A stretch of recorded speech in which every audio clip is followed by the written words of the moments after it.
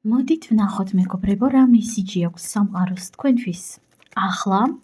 პირადი კონსულტაციის მსურველებმა მომწერეთ პირადში და ვნახოთ აბა რა მესიჯი აქვს სამყაროს თქვენთვის ახლა.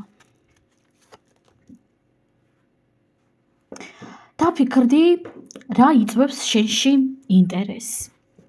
იცით, კონკრეტულად ამ არკანში მე ვხედავ უმძლავრეს კავშირს იდენტობასთან, საკუთარი ვინაობის პოვნასთან და რა თქმა უნდა ყველა ადამიანის რეალობაში ხდება ხოლმე, მოდის ხოლმე ისეთი მომენტები, როდესაც თითქოს არაფერი არ გვინდა, როდესაც აპათიაში ვართ და რა თქმა უნდა პერიოდულად ეს ნორმალური არის, მაგრამ სულ ეს ასე არ უნდა გრძელდებოდეს, ხო? 2-3 კვირაზე მეტი ეს ნამდვილად არ უნდა გრძელდებოდეს არავითარ შემთხვევაში, მაგრამ ამავდროულად საკუთარ თავს რაღაც არამქვეყნიური ზეწოლით არ უნდა მივაწვეთ.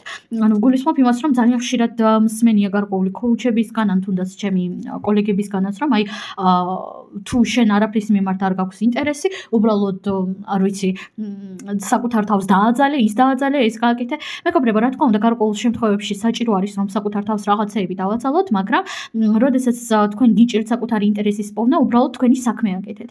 აკეთეთ თქვენი საქმე და კონცენტრირდით თავად პროცესზე და დაფიქრდით პროცესში რა გსიამოვნებთ. თუმცა, რა თქმა უნდა, ეს რჩევა ყველას არ ეხება, ბევრ თქვენგანს პირიქით შეიძლება სჭირდებოდეს განმარტოვება, სიჩუმეში ყოფნა საკმარისი დრო, სიჩუმეში ყოფნა არა რაღაც ისეთი პრეტენზიებით, რომ აი დროზე საჯრომი ავწიო და რაღაც გავაკეთო, არამედ სიჩუმეში ყოფნა ყველანაირი აზრების გარეშე და ზეწოლის გარეშე. იმიტომ რომ დამიჯერეთ სიჩუმე, როდესაც თქვენ საკუთარ თავს კიცხავთ, ლანძღავთ, საკუთარი თავისგან რაღაცას ითხოვთ, ეს სიჩუმე არ არის.